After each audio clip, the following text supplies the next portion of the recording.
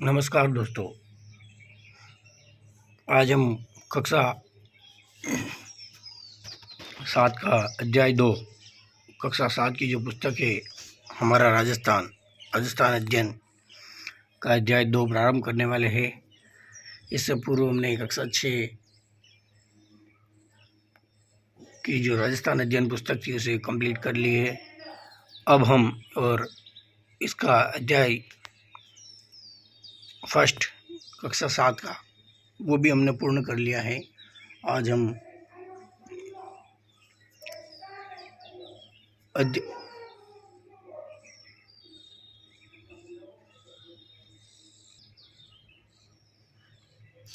जिसका नाम है अध्याय 2, जिसका नाम है खनिज एवं ऊर्जा संसाधन।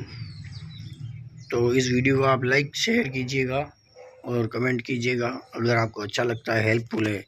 प्रतियोगी परीक्षाओं में यहीं से क्वेश्चन डायरेक्टली पुटअप होते हैं और इन्हें बार बार देखिएगा। प्राकृतिक संसाधन, खनिज एवं ऊर्जा संसाधन। प्राकृतिक संसाधनों में खनिज महत्वपूर्ण संसाधन है। राजस्थान में विभिन्न प्रकार के क्या पाए जाते हैं? खनिज पाए जाते हैं। हमारे दैनिक उपयोग में आने वाली वस्तुएं खनिजों से प्राप्त उत्पादों से ही निर्मित होती है। औद्योगिक विकास के लिए खनिजों की उपलब्धता महत्वपूर्ण होती है। खनिज एक निश्चित रासायनिक संगठन वाले भौतिक पदार्थ होते हैं जिन्हें खदानों से खोद कर निकाला जाता है, माइनिंग की जाती है। सीसा, जस्ता, चूना, पत्थर, अभ्रक, कोयला, तांबा, लोहा, खनिज तेल आदि। खनिजों के प्रकार। खनिजों के भी प्रकार है।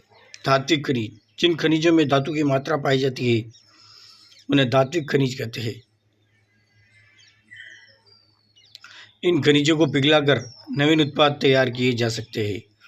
ये कठोर होते हैं, इनमें चमक होती है।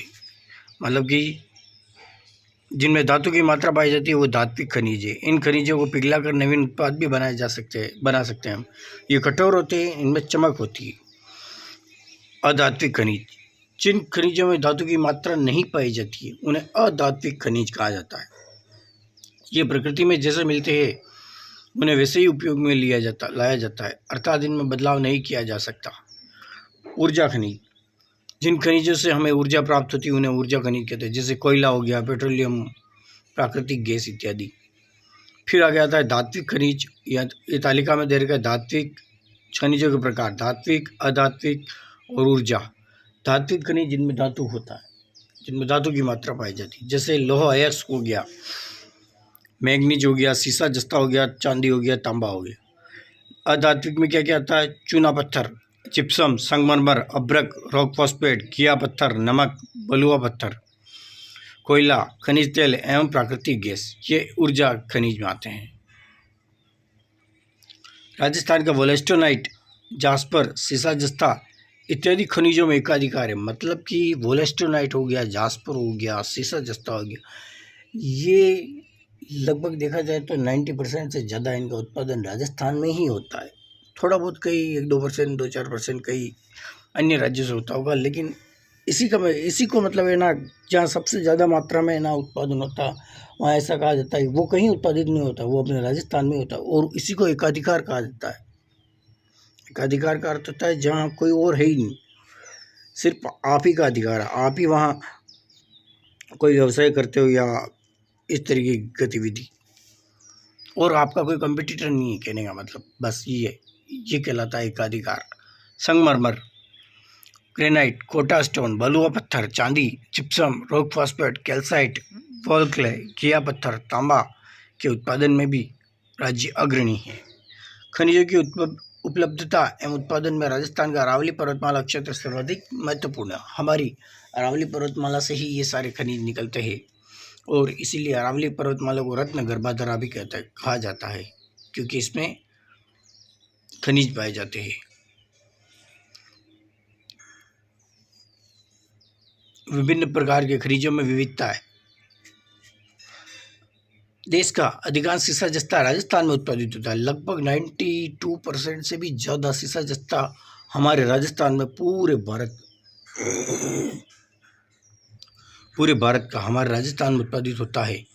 इसके उप उत्पाद के रूप में चांदी, कैडमियम भी प्राप्त होता है। उप उत्पाद के रूप में चांदी कैडमियम भी प्राप्त होता है। देबारी उदयपुर में जस्ता शोधक संयंत्र तथा चंदेरिया चित्तौड़गढ़ में जस्ता शोधक संयंत्र स्थापित है। ये यहाँ पे शीशे और जस्ता जो कच्चा माल आता है उसको शोधन करके प्योर शीशा जस्ता तैयार किया जाता है। उसमें से इम्प्योरिटीज़ जो अशुद्धियाँ है उनको हटाकर प्योर माल निकाला जाता है। ये उदयपुर में है और चंदेरिया में है। अब जैसे ये तालिका दे रखी है, राजस्थान के प्रमुख खनिज संबंधित जिले का उपयोग तालिका में दर्शाए गए हैं। जैसे देखिए शीशा जस्ता कहाँ कहाँ से निकलता है, जैसे सलुम्बर, जावर, पीलवाड़ा, राजसमंद से निकलता है। उपयोग कहाँ आता है शीशा जस्ता का, अम्ल बैटरी, सुरक्षा उपकरण, बर्तन, सौंदर्य प्रसाधन, रंग उद्योग। तांबा, खेतड़ी, झुंझुनू, अलवर, सिक्कर, यहाँ से तांबा सर्वाधिक निकलता है। खेतड़ी झुंझुनू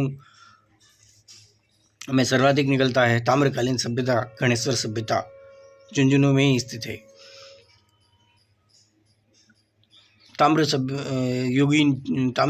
सभ्यता की जननी वो गणेश्वर सभ्यता कहलाती है। ये आप लोगों को पता होना चाहिए। कांतली नदी के किनारे। विद्युत तार, उपकरण, बर्तन बनाने में लोह तांबा का उपयोग किया जाता है। लोह अयस्क, जयपुर, सिक्कर, झुंझुनू। मशीनरी, रेलवे पटरी, भवन निर्माण में उपयोग किया जाता है। चांदी, सलुम्बर, राजसमंद। ये जो जावर माइंस है ये पहले उदयपुर में आती थी, अब सलुम्बर नया जिला बन गया, ये सलुम्बर में आती है, इसीलिए यहाँ पे सलुम्बर का नाम पहले आएगा।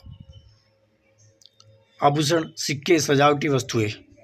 जिप्सम, बीकानेर, नागौर, श्रीगंगानगर, बाड़मेर, जैसलमेर, बालोतरा। ये जो जिप्सम है ये कहाँ से निकलता है, सर्वाधिक रेगिस्तान वाला जो एरिया है, क्षेत्र, जैसे बीकानेर हो गया, नागौर हो गया, श्रीगंगानगर, बाड़मेर, जैसलमेर, बालोतरा।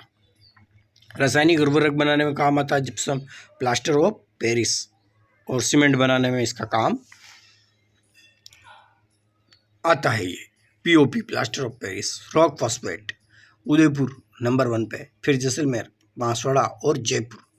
रासायनिक उर्वरक बनाने में इसका उपयोग है, ये काम आता है। अभ्रक, भीलवाड़ा, अजमेर, जयपुर। सबसे सर्वाधिक अभ्रक राजस्थान में भीलवाड़ा से निकलता है। उपयोग, विद्युत उद्योग, सजावट, दर्पण बनाने में काम आता है। वोलेस्टोनाइट, सिरोही और ब्यावर। सिरेमिक उद्योग, कागज उद्योग, रंग उद्योग में काम आता है। संगमरमर, राजसमंद, नागौर, उदयपुर, बांसवाड़ा, चित्तौड़गढ़, सिरोही और कोटा। संगमरमर कहाँ से निकलता है, राजसमंद नंबर 1 पे, नागौर, उदयपुर, बांसवाड़ा, सिरोही, चित्तौड़गढ़, सिरोही, कोटा। भवन निर्माण, मूर्ति निर्माण और कलाकृतियाँ बनाई जाती हैं के मतलब इनके लिए उपयोग में आता है। ये चूना पत्थर, चित्तौड़गढ़, सिरोही, कोटा, उदयपुर। कहाँ से, चित्तौड़गढ़, चूना पत्थर, लाइमस्टोन। जहाँ जहाँ ये देखना, जहाँ जहाँ चूना पत्थर निकलता है ना, वहीं सीमेंट की फैक्ट्रियाँ भी केंद्रित है, ताकि जो रॉ मटेरियल जो ये चूना पत्थर है उसके ट्रांसपोर्टेशन की लागत कम आए। नहीं तो जैसे अगर देखा जाए तो अगर चित्तौड़गढ़ में चूना पत्थर निकलता है ना, फैक्ट्री अगर आप लगा रहे हो श्रीगंगानगर में, तो चूना पत्थर वहाँ निकलता ही नहीं है, तो वहाँ फैक्ट्री हम कैसे लगाएंगे। तो फैक्ट्रियाँ चूना पत्थर जहाँ निकलता है उसके आसपास उसी क्षेत्र में लगाई जाती है, ताकि जो ट्रांसपोर्टेशन, जो परिवहन की लागत है वो कम आए, इसीलिए उसके आसपास ही स्थापित की जाती है। कभी भी देखना, चित्तौड़ में चूना पत्थर सर्वाधिक निकलता है, तो चित्तौड़ में आप देखोगे तो निम्बाड़ा हो गया, चित्तौड़ वाला एरिया हो गया, यहाँ पर सर्वाधिक फैक्ट्रियाँ है सीमेंट की, क्योंकि पास ही है, यही से ज़्यादा निकलता है चूना पत्थर। ये आपको पता होना चाहिए, फैक्ट आपको पता होना चाहिए। आजकल क्वेश्चन का लेवल इतना बढ़ गया है कि अगर आपको बेसिक फैक्ट अगर पता नहीं है तो क्वेश्चन आपसे अटेम्प्ट नहीं हो पाएगा। सीमेंट बनाने में, निर्माण कार्य में इसका काम में लिया जाता है चूना पत्थर। ग्रेनाइट सर्वाधिक जालोर, जैसलमेर, पाली और सिरोही। भवन निर्माण, मूर्तियाँ निर्माण में ग्रेनाइट की मूर्तियाँ बनती है। भवन बनाते तो वहाँ पे ग्रेनाइट का मार्बल लगाया जाता है आजकल, बस कहते हैं ग्रेनाइट का पत्थर लगाना है। ये खनिजों का वितरण है, ये हमारा राजस्थान का मैप है, इसे आप ज़रूर देखिएगा, या तो स्टोरी में डाल देंगे हम, हो सकेगा तो शॉर्ट्स बना के आज ही ये देखना आप लोग, या फिर जो 5-10 सेकंड की शॉर्ट्स बना के डाल देंगे, तो उसको आप पॉज करके देखना ये कहाँ से क्या क्या निकलता है। ये तांबा, ग्रेनाइट, जिप्सम, लोह अयस्क, सीसा जस्ता, चूना पत्थर, संगमरमर, अभ्रक, रॉक फॉस्फेट, चांदी, वॉलस्टोन और पेट्रोलियम। फिर आगे है ऊर्जा संसाधन। ऊर्जा संसाधनों को दो भागों में विभाजित किया गया है, परंपरागत ऊर्जा संसाधन, गैर परंपरागत ऊर्जा संसाधन। ऊर्जा के परंपरागत संसाधनों में कोयला, खनिज तेल, प्राकृतिक गैस आदि आते हैं। ये एक बार उपयोग में ले लेने पर सदा के लिए समाप्त हो जाते हैं। अगर एक बार आपने उपयोग कर लिया तो फिर ये वापस इनका रीयूज मतलब पुनर्उपयोग नहीं हो सकता और पुनः इनका निर्माण भी नहीं हो सकता है। ऊर्जा के गैर परंपरागत साधनों में परमाणु ऊर्जा, पवन ऊर्जा, सौर ऊर्जा इत्यादि आती है। इनका बार बार उपयोग किया जा सकता है, बार बार बना सकते हैं। पवन ऊर्जा हो गया, सौर ऊर्जा हो गया, परमाणु ऊर्जा हो गया। और परंपरागत संसाधन जो परंपरा से मतलब शुरू से चलते आ रहे, वो एक बार मतलब कहने का मतलब एक बार आप उपयोग करोगे वो नष्ट हो जाएंगे, फिर उनका वापस यूज नहीं हो सकता है। कोयला 4 प्रकार का होता है। सबसे पहला कोयला 4 प्रकार का होता है, एंथ्रेसाइट, बिटुमिनस, लिग्नाइट और पीट। एंथ्रेसाइट कोयला उत्तम किस्म का होता है, ये कोयले की क्वालिटी है। राजस्थान में लगभग 92% से 92% से ज़्यादा कार्बन की मात्रा है एंथ्रेसाइट में कोयले में पाई जाती है। फिर बिटुमिनस, फिर लिग्नाइट, फिर पीट। सबसे घटिया किस्म का कोयला होता है पीट, जो कि सर्वाधिक धुआं देता है और मतलब कि ये इसका सर्वाधिक धुआं देता है और ये राख फिरना कर देता है कोयले को। राजस्थान में लिग्नाइट कोयला पाया जाता है। अब राजस्थान की कैटेगरी वो किस में आती है, लिग्नाइट कोयला। तीसरी वाली कैटेगरी का जो कोयला है वो राजस्थान में पाया जाता है। ये कोयला पलाना, बरसिंगसर, बीकानेर में, कपूरी, बाड़मेर, मेड़ता रोड, नागौर, जैसलमेर क्षेत्र में मिलता है। किस टाइप का कोयला पाया जाता है राजस्थान में, लिग्नाइट टाइप का। ध्यान रखना, राजस्थान का पहला super thermal power station Suratgarh Sriganganagar में है, कोयले से बिजली बनाना। कोटा, कालीसिंध, झालावाड़, छबड़ा, बारा में कोयले पर आधारित ताप विद्युत संयंत्र है, यहाँ से बिजली बनाई जाती। और बाड़मेर के गिरल में लिग्नाइट आधारित ताप विद्युत संयंत्र स्थापित है। खनिज तेल एवं प्राकृतिक gas, Jaisalmer basin, Barmer, Sanchore basin, Bikaner, Nagaur basin में खनिज तेल पाया जाता है। घोटारू, कमलीताल, तनोट, मनहेरा, टिब्बा, रामगढ़, रागेश्वरी, डांडेवाला आदि में प्राकृतिक गैस के भंडार मिले हैं। कहाँ है, घोटारू, कमलीताल, तनोट, मनहेरा, टिब्बा, रामगढ़, रागेश्वरी, डांडेवाला आदि में प्राकृतिक गैस के भंडार मिले हैं। पेट्रोल और प्राकृतिक गैस साथ साथ ही मिलते हैं। सादीवाला, जैसलमेर, बागेवाला, बीकानेर, ऐश्वर्या, मंगला, बाड़मेर में खनिज तेल पाया जाता है। जैसलमेर में रामगढ़, बारा में अंता, चाहे जैसलमेर में रामगढ़, बारा में अंता, धौलपुर में प्राकृतिक गैस आधारित विद्युत गृह स्थापित है। पंचभद्रा बालोतरा रिफाइनरी को राजस्थान के मानचित्र में कहाँ ये आपको देखना है। ऊर्जा के गैर परंपरागत संसाधन, जो कि नवीनीकरण संसाधन भी कहा जा सकता है, बार बार यूज कर सकते हैं। जल विद्युत का ऊर्जा संसाधन में प्रमुख स्थान है। राजस्थान में चंबल नदी घाटी परियोजना के अंतर्गत गांधी सागर, राणा प्रताप सागर से जल विद्युत उत्पन्न की जा रही है। बांसवाड़ा जिले में माही बजाज सागर परियोजना से भी जल विद्युत की प्राप्ति हो रही है। कुछ बहुउद्देशीय नदी घाटी परियोजनाओं से भी राजस्थान को विद्युत उत्पादन में हिस्सा प्राप्त हो रहा है, जैसे भाखड़ा नागल ब्यास परियोजना। परमाणु ऊर्जा, रावतभाटा परमाणु ऊर्जा संयंत्र देश का दूसरा परमाणु ऊर्जा संयंत्र है। रावतभाटा देश का दूसरा है, जबकि पहला कौन सा है ये आप बताना। पहला महाराष्ट्र का तारापुर है शायद, हाँ पहला महाराष्ट्र का तारापुर है। फिर दूसरा रावतभाटा परमाणु ऊर्जा संयंत्र देश का दूसरा परमाणु विद्युत संयंत्र, जो कि चित्तौड़गढ़ जिले के रावतभाटा में स्थित है। ये पहला राजस्थान का पहला ही है, पहला अत्याधुनिक तकनीक एवं प्रौद्योगिकी से बनाया गया संयंत्र है। राजस्थान की दूसरी परमाणु ऊर्जा परियोजना का शिलान्यास बांसवाड़ा जिले में किया गया। अब पहली तो ये है हो गई हमारे राजस्थान पर रावतभाटा, और दूसरा शिलान्यास हो चुका है जो कि कहाँ पे, बांसवाड़ा में। पवन ऊर्जा, राजस्थान का भौतिक स्वरूप जलवायु पवन ऊर्जा के लिए सर्वाधिक उपयुक्त है, क्योंकि आप देख रहे हो कि अरावली का विस्तार है, पहाड़ियाँ ज़्यादा है, रेगिस्तान का विस्तार है, तो ऊंचे ऊंचे जो पवन ऊर्जा संयंत्र लगाए जाते हैं तो उससे क्या हवाएं चलती है तो उससे पवन ऊर्जा से क्या होता है, जब ये पंखे चलते हैं तो उससे क्या होता है, पवन ऊर्जा एकत्रित की जाती है, वो जनरेट होती है। वर्तमान में जैसलमेर, इसके लिए अब संभावना, सर्वाधिक संभावना कहाँ है, राजस्थान में जैसलमेर हो गया, प्रतापगढ़, जोधपुर, बाड़मेर, बालोतरा जिलों में पवन ऊर्जा आधारित विद्युत गृह स्थापित है। बायोगैस, राजस्थान में पशुपालन प्रमुख व्यवसाय होने के कारण बायोगैस संयंत्र लगाए गए हैं। उदयपुर, जयपुर सहित अनेक जिलों में छोटे छोटे बायोगैस संयंत्र स्थापित किए गए हैं। राजस्थान सरकार द्वारा बायोगैस संयंत्र स्थापित करने तो अनुदान भी दिया जाता है। अब सरकार, अगर आप बायोगैस संयंत्र अगर आप लगाते हो तो राजस्थान सरकार जैसे तो आपको अनुदान का मीन्स होता है, सब्सिडी देती है, एक ग्रांट देती है आपको। इसका उपयोग घरेलू ऊर्जा के रूप में हो रहा है।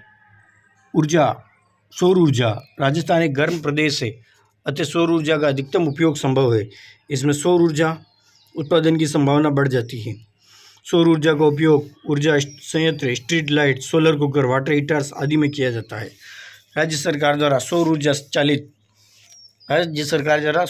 चालित छत सौर ऊर्जा संयंत्रों एवं घरेलू उपकरणों पर वित्तीय सहायता देकर, सरकार, अगर आप सौर ऊर्जा संयंत्र लगाते हो, बायोगैस प्लांट लगाते हो, तो सरकार इस पर आपको क्या देती है, सब्सिडी देती है, क्योंकि ये इको फ्रेंडली है, ना तो ये प्रदूषण फैलाते हैं और इनका बार बार उपयोग किया जा सकता है। इनके उपयोग को ही बढ़ावा दिया जा रहा है। बड़ला, फलोदी में देश के सबसे बड़े सोलर पार्क की स्थापना की गई है। बड़ला, पहले फलोदी जिला नहीं बना था जोधपुर से, तो ये जोधपुर में आता था बड़ला, ध्यान रखना, लेकिन वर्तमान में जोधपुर से अलग होकर फलोदी जिला बन चुका है, तो ये बड़ला फलोदी में आता है। ये फैक्ट ध्यान रखना, क्वेश्चन यहाँ से आएगा। हमारे पास खनिज संसाधन एवं परंपरागत ऊर्जा संसाधन सीमित मात्रा में उपलब्ध है हमारे पास, क्योंकि बार बार हम उनका दोहन करेंगे तो वो एक दिन नष्ट हो जाएंगे, खत्म हो जाएंगे। परंपरागत ऊर्जा संसाधन जैसे कोयला हो गया, पेट्रोल हो गया, प्राकृतिक गैस हो गया, ये सीमित संसाधन है, तो हम सीमित मात्रा में उपलब्ध है। लाखों वर्षों की भूगर्भिक प्रक्रिया द्वारा खनिज बनते हैं। आपको पता है, हमें खनिजों के अनियंत्रित दोहन पर नियंत्रण करना चाहिए, ऊर्जा के प्रयोग में सावधानी बरतनी चाहिए और इनके अपव्यय को रोकना चाहिए। मिसयूज नहीं करना चाहिए, जहाँ जरूरत है वहीं यूज करना चाहिए। धात्विक खनिज समूह की पहचान कीजिए। धात्विक, जिनमें धातु होता है, सीसा, तांबा, लोहा। ऑप्शन इसमें ए सही है। चंदेरिया सीसा शोधक संयंत्र किस जिले में स्थित है? ये चित्तौड़गढ़ में स्थित है। ये एमसीक्यू इस तरीके से क्वेश्चन आते हैं। ऊर्जा का परंपरागत स्रोत कौन सा नहीं है? परंपरागत नहीं है, कोयला है, प्राकृतिक गैस है, खनिज तेल है, लेकिन पवन ऊर्जा नहीं है। पवन ऊर्जा क्या है? गैर परंपरागत है या नवीनीकरण। गैर परंपरागत को नवीनीकरण भी कहा जाता है और परंपरागत को अनवीनीकरण कहा जाता है, उल्टा है, ध्यान रखना। ऐसे भी क्वेश्चन आ सकता है। तो आज हमारा ये चैप्टर ये कंप्लीट हो गया है और आप लोग बार बार वीडियो को देखिएगा, इसमें से समझ में आ जाएगा। और वीडियो को एक बार फिर लाइक, शेयर, सब्सक्राइब जरूर कीजिएगा। तो मिलते हैं कल की नेक्स्ट क्लास में। कल हम तीसरा चैप्टर स्टार्ट करेंगे इसका, जिसका नाम है कृषि एवं सिंचाई। Thank you very much.